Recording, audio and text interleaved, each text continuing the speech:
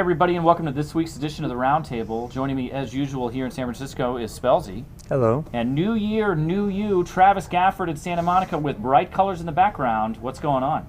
I don't know if these are particularly bright, but and I also don't know if it's new me, but it is a new year, Hunter, and I'm very excited to be here with you and Spellsy. Awesome. So, big news announced today. Team Liquid and former Curse become one. That's the headline. So former Curse is Curse Gaming, what used to be connected to the Curse sites that split off and became its own separate thing for a little while, and is now merging with Team Liquid as they come into the league space, acquire, merge the former Curse Gaming, and now Liquid 118, Steve, is now a co-owner of Team Liquid. Travis, what is the impact of this outside of a sort of rebrand, rename for that team? Well, whenever rumors of this started to occur during the break, or whatever you want to call it, around the holidays, I actually started to think about how perfectly these two teams fit. Their sponsors fit very well. They had very complementary esports ventures. So, Curse didn't have a StarCraft team, and Team Liquid didn't have a League of Legends team, etc. I think it just is really smart. Curse, like we've seen time and time again, that whenever a established organization or somebody that's somewhat established makes a new brand, it's just kind of an awkward situation. For a long time, people who were fans of Team Liquid from StarCraft or Warcraft, Dota, whatever, they wanted somebody to root for in League, and basically it makes Steve's job super easy. Yeah, I think the big thing that was interesting to me or whatever when this was rumored and all that kind of stuff was that Team Liquid is trying to get into the LoL pool after they were had a very firm anti-LoL stance or whatever, and they even because I actually like Team Liquid as a website. I went there years ago, and I still posted there a week or two ago before this whole thing, and they were always really anti-LoL. The LoL form actually was hidden into off discussion. They didn't even want to they had Smash Bros and all this kind of stuff over LoL, and they were really we chose Dota over LoL. Right. And now they're their other esports teams are kind of fading, and now League of Legends seems to be their big venture now that they're a co-owner with Liquid or whatever. Right. So it's an interesting change for the website, and I think I'm happy for it. Good. Is this so why now? Is this a desperation, a breaking point? I was really surprised that it was a merger and not an acquisition. In my mind, I have the sense of Team Liquid as being a very large and powerful force in esports, and above, in a sense, simply just merging with a LoL team. But this is a merger, Travis. What does that say either about the size of the sort of the sports, the esports team that Steve had put together, or about the current size of Team Liquid and the strength that it had relying on StarCraft and Dota and non-League of Legends related esports? I mean, it's worth noting that Team Liquid did not have a Dota team whenever this all went down. I actually think Team Liquid had sort of once previously thought of as a competitor to EG and all that kind of stuff, and maybe even a TSM back in the days, had sort of fallen on tougher times, I guess you could say. I think that they were about the same level as Curse, if not below, and so that's why I wasn't really surprised to see it as a merger. It's not surprising to see it as a merger because I just don't think that TL had the ability to acquire, that kind of thing. I think it's literally just bringing it all together. I also think that Liquid, Steve, who has always been very entrepreneurial, would not be interested in relinquishing ownership. This will allow him and Nazgul, I think, to actually co-run this thing together. It just makes a lot of sense. Even from I said this before about how sponsors and players and teams and everything worked out really well. I also think from a management perspective, this will work out really well as in addition to those as well. All right. So it's fascinating to me. So you're a big fan of Curse Gaming. How does next season look different for you at all? I think actually one of the big moves with the site and people hiring Damien and stuff, I think that they're actually going to move to push more content. They might do what Azubu did last year with the kind of Game Cribs-esque show, and I think they'll make more personalized content, which is I think a good thing for the Curse fans. So I think this is probably good. So if you're a Curse fan, you're going to get more insight, more content around your team, although maybe you were sort of already getting that, so you get the same amount or more? I think get to know your favorite team even better? Yeah, I think that's what it'll... Travis, aside, let's talk about what on the field, like on the Rift, does this have any impact on Curse, the team, how they play, how they practice, where they live, anything that will sort of affect the quality, or does the first place Curse follow them over because at the end of the day it's the same team we're rooting for? Yeah, I don't think it'll have too much effect on the players and teams themselves, other than I like the Team Liquid colors more than the Curse colors. Hey, but Curse colors weren't bad. I don't think that it'll change too much because I think Steve will continue to run that side of things because the Team Liquid guys have never really had a league team before. So I hope that maybe. I think TL has like a pretty decent infrastructure from my understanding of those guys, and certainly from a brand perspective, I think it's pretty good. I mean, like they have Rich, who's this guy who's been doing so much for the esports community from like a technology side in the past, and we don't need to get into it, but Liquid Legends, I believe, is what it's called. Like, is their new news, content, and community site.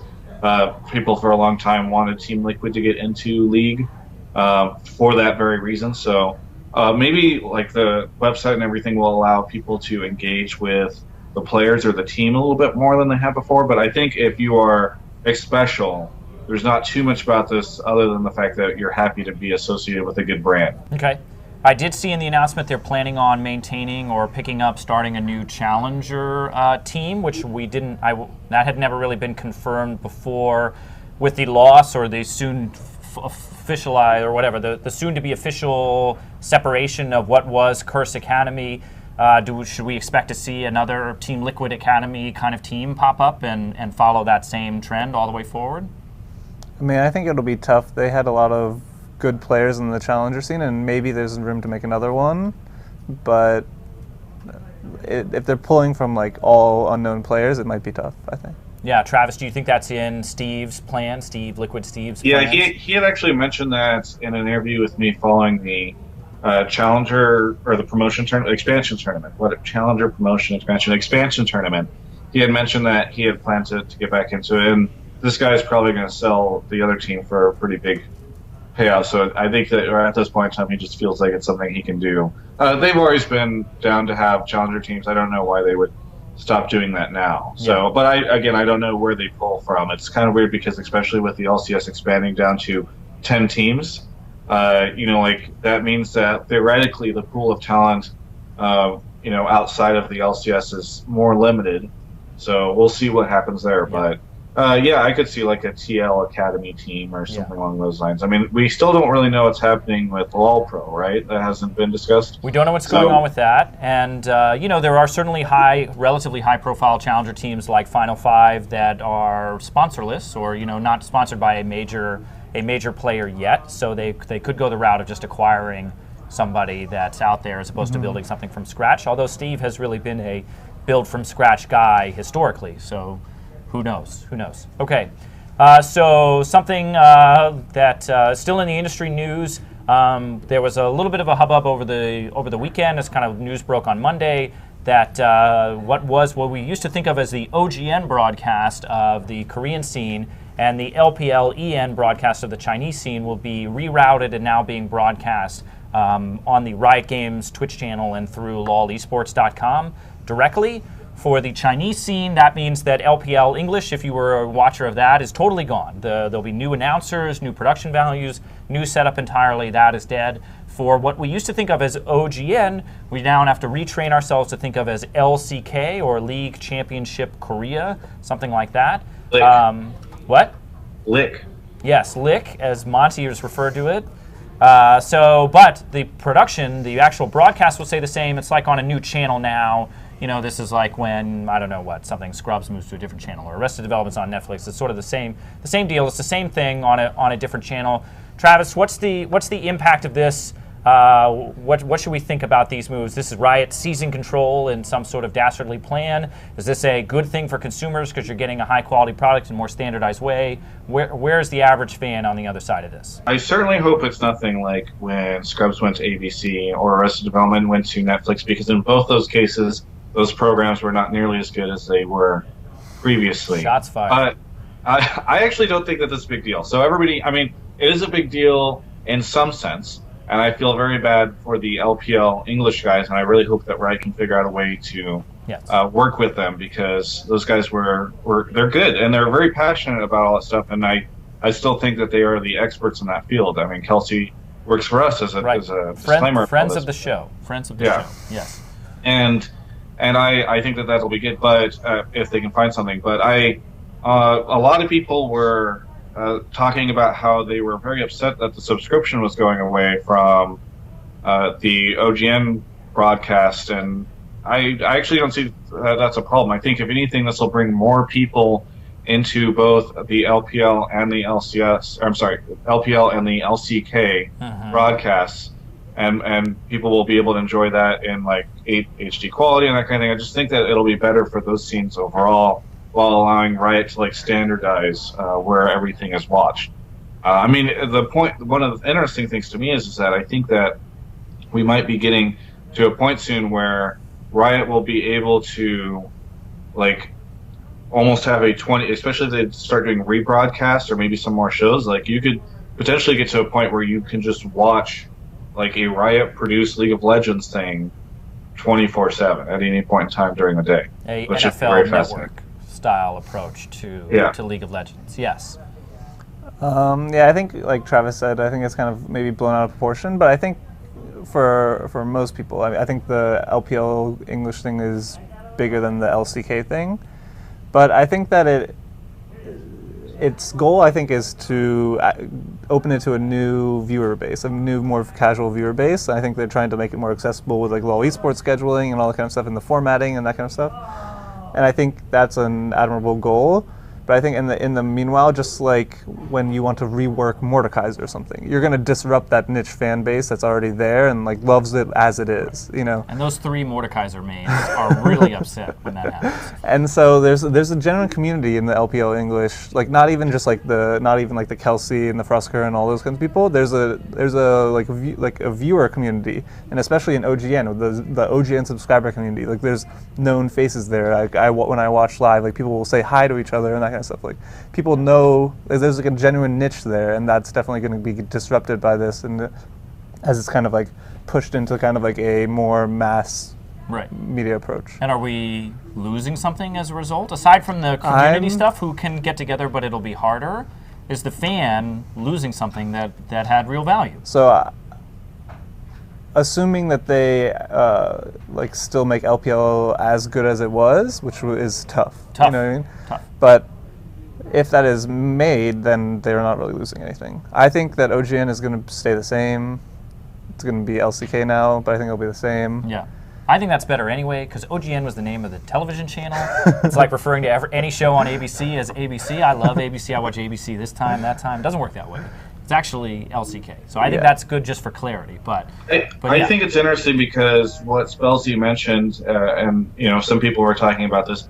I think that the idea of these communities and like these subscriber-only chats or whatever should, sort of going on a tangent here, be something that Riot and or Twitch looks at and says, okay, maybe there's something of value there. Like, what if there were viewer chats on the Riot Games website, and you know, like they had different names or whatever. You can select one. You can watch these shows with people along those lines. Like maybe there's like Korean expert chat or something like that. I don't know. But like, I think Google that if there is something that's being lost, that's a sign that there's something else that can be built or used, and I'd be really fascinated to see how that goes. Yeah, I mean, I think that's a great point, and you know, I think it is in one sense it's great, and I hope that people who are strong fans of those regions will be able to appreciate the increased attention that those regions will get as a result of this, because I do think it'll help ratings for the Chinese broadcast tremendously to be on the Riot channel and leverage the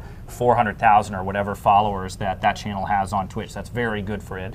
And I think overall this is good for OGN and for increases interest in the Korean scene because you're not stuck on 480. You're not stuck like theoretically paying for something or feeling like VODs. like the VODs are inaccessible. Like this increases accessibility for both scenes, and that's good. More people will get to appreciate the hobby that you or the thing that you're into. But it is a shame if there's no way to connect with those same people. And you're right that once Twitch chat, you're all in there together, for better or worse. For worse, but so it's hard to maintain that once things move somewhere else. Yeah, if I'm Monty, I mean, he's very critical of Riot, so maybe he doesn't feel this way. But I can't imagine feeling anything other than happy that this is happening, because I feel like it will only increase the amount of people that are engaging with him. Yeah. Do you worry at all? So that it was certainly bandied about on Reddit that the subscription model was a real revenue source for OGN and sustained the broadcast, especially the English broadcast, which there was no other way to monetize that per se. Like that was a direct monetization system for the English broadcast, which you subscribe. Are you worried at all that threatens the sort of funding and the long-term support for an English broadcast in that region? That is so strange to me, because it's not like people were looking at OGN and saying like, man, look at how well-funded this is compared to the LCS, which is all free. Like, it's so great that they have the subscriber option, because you can totally feel the better funding. Or like it's like the casters are clearly just in a much better place because it's better funding. I think that any Riot produced broadcast is going to be very well funded. And so it's hard for me to imagine. I don't understand where that comes from. I mean, I think there is like I'm not saying that this is a viable thing, but like you're trying to find a third party like way to actually fund things. Like now it's just more first party things, which I think is not bad. I think that you're not going to make a sustainable model on the subscriber thing. Like that's not going to work in the long term. Yeah. In the long term, there's sponsorships and like kind of like that's where you need to go, not this kind of subscriber model. But I think so. I think it's a good move, but I think that there is a concern there. I think people think, oh, this is the way that you can monetize the content, and I think us with insider knowledge know that that's not the way that you can monetize the content. Instead, like getting the Coke deals and that kind of stuff is actually where you go profitability wise. But this is a step down the road. Even like the slippery slope argument, I think we're a long way, but it's a step down the road towards Riot taking that broadcast over completely, potentially, the English broadcast over completely, like they're doing with LPL. And then it's unclear what happens to Monty and Doa, who haven't had the same kind of prominence at the international events that some of the other sort of they're outsiders in the Riot world. I think the good news there is I think that they, like Rioters said in the comments and that kind of stuff, that like, oh, we want to keep them as it is. Like we're not trying to change them or whatever. I mean, like maybe they're just saying, but like I believe it. I believe it. I'm not speculating at all. I'm simply asking a question. Of course they say that now. Travis, have we started down the road? Is Monty homeless in 2 years because Riot has found him and cut him out of the loop and whatever? I think that Monty's continued presence at international events shows that he can't be replaced, as well as the fact that they seem to be struggling to find real casting stars to replace Joe and D-Man, for example. Like, it's not like, oh yes, look, here's the very obvious replacements to Joe and D-Man. It looks like they have to build people in order to fill a spot. So I can't imagine that. I guess you could argue that this puts Monty and Doa more at the whim of the nefarious clutches of Riot Games, as some people view them, but I can't imagine. Like, you got to get the feeling that if Riot ever truly just hated Monte Cristo, they could have gotten him removed. Like, they very clearly have a very close relationship with OGN. Right. I don't think that the threat has changed to Monty more than it ever has, more than it had before. Like, I don't think that there's any kind of big change. Like, Riot always could have done this stuff. I don't see them being like the head of the production, it being an issue now. Okay. So it sounds like things stay the same. You have more accessibility. Overall, probably a net positive, but we'll see how this plays out over the year. LCK starts up, I think, next Wednesday, right? I think LCK starts this Wednesday? This Wednesday. Okay, so it may already have started by the time this airs tomorrow afternoon, and I think it's happening 12 hours from now or so. So this happened relatively short notice for the community. Another kind of thing where news sort of slips out maybe before Riot is ready, but this will all be going right now. It's happening right now. So final story for today and for this week. was we were sort of looking for topics, and then the Nick Allen Ferry dropped another CLG fine on us right before we were heading to air. So following the Scara announcement and the sort of severe slap, or I don't know how severe, but the slap on the wrist for lying, where Hotshot and others were lying to Riot about potential poaching in the recruiting of Scara, CLG seems to have come forward and admitted that there was inappropriate contact between Doublelift and Zion Spartan when Zion was still a contracted member of Dignitas. That inappropriate contact seems to be Doublelift recruiting in some way, saying you should come play with us next year, which is against the rules. CLG came forward with the information to Riot in a show of good faith, and has gotten a slight fine for Doublelift and for the organization, and loses Zion Spartan for the first week of play. So that's a loss of Scar for the first 3 weeks of play in the Spring Split, and a loss of Zion Spartan for 1 week of play the first week of Spring Split. Travis, where do you feel about these fines? Where is CLG now? Good for them for coming forward? I don't know, man. Like, it's so hard now with the CLG fines because this just happens so frequently. And I guess in this case, you could argue that it was just like the second, what is it, boot falling, second hammer, hammer falling, the other shoe, the other shoe falling, because it's obviously kind of tied to the Scara thing that it was a Dignitas player, blah blah blah. But yeah, I just think it's really funny. I mean, I guess one of the takeaways is that what they were trying to do with that first fine, with the Scara thing, was demonstrate that the repercussions for lying to Riot or not being transparent to Riot are far greater than just being honest in the first place. And the fact that CLG, after that first thing went through, was like, oh, that's true, let's go be transparent and clear about this, I guess shows that maybe people are starting to learn.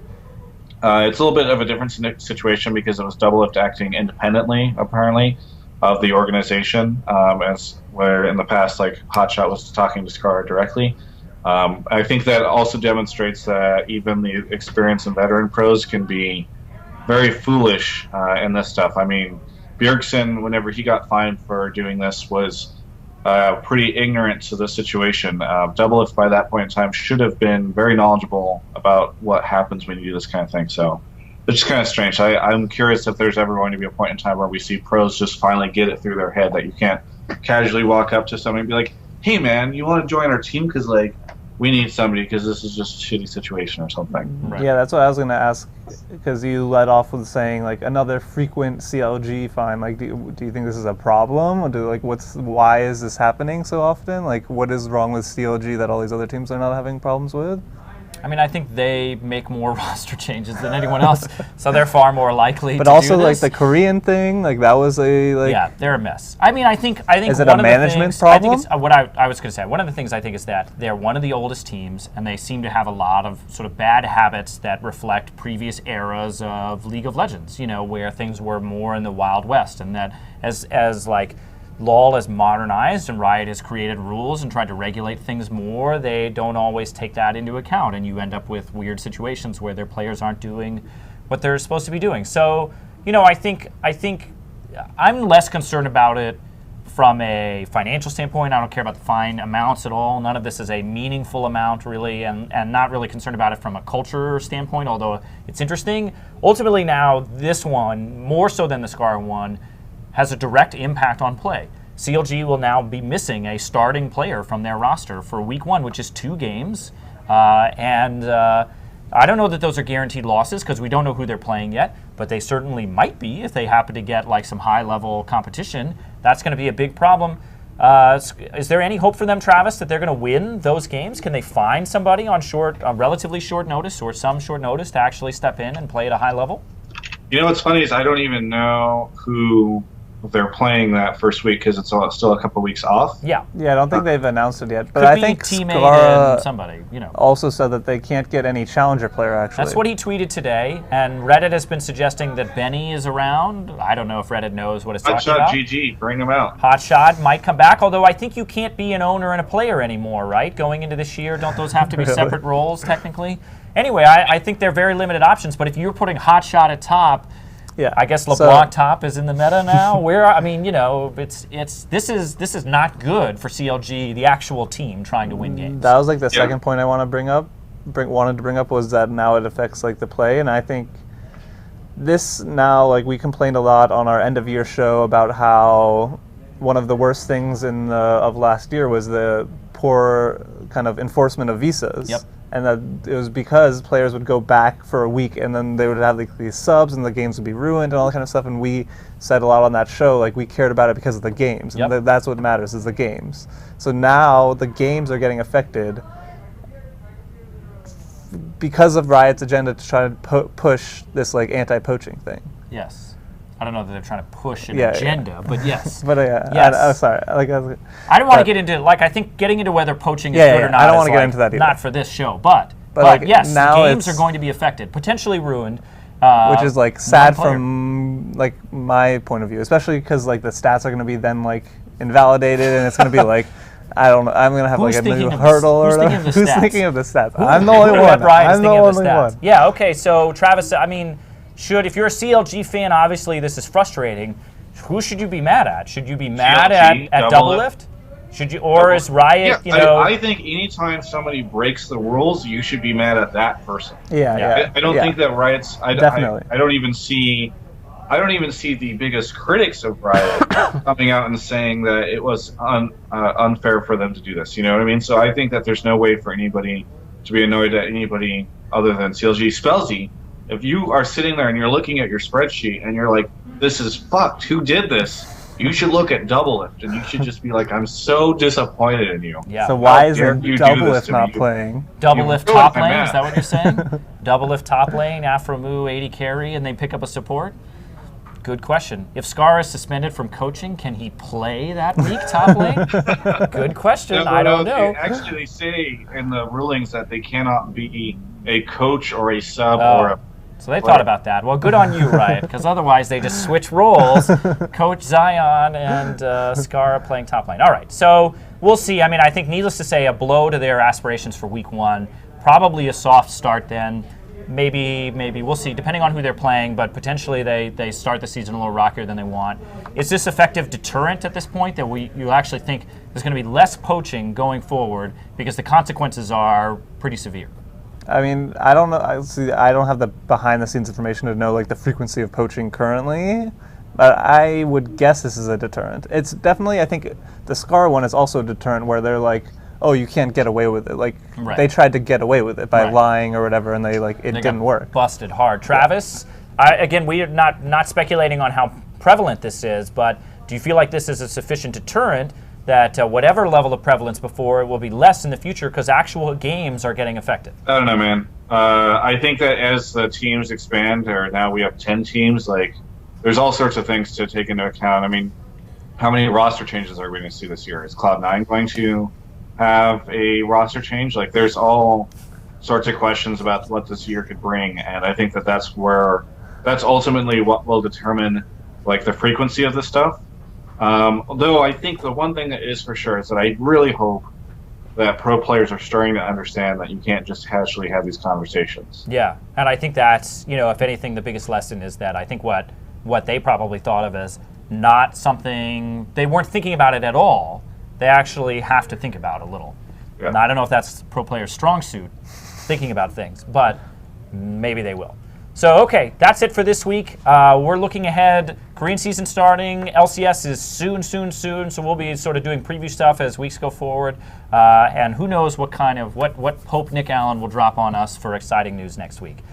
So tune in next week. Oh, yes, Travis. Where are you going to be this weekend, Travis, with the blue lights? I'm going to be in Atlanta, Georgia. I'm going to be covering the Smite World Championships for people that are interested in that. And I'm it's going to be personally great. excited. Yeah. So people can check that out. I'm going to be covering it a little bit differently than I cover normal League of Legends stuff.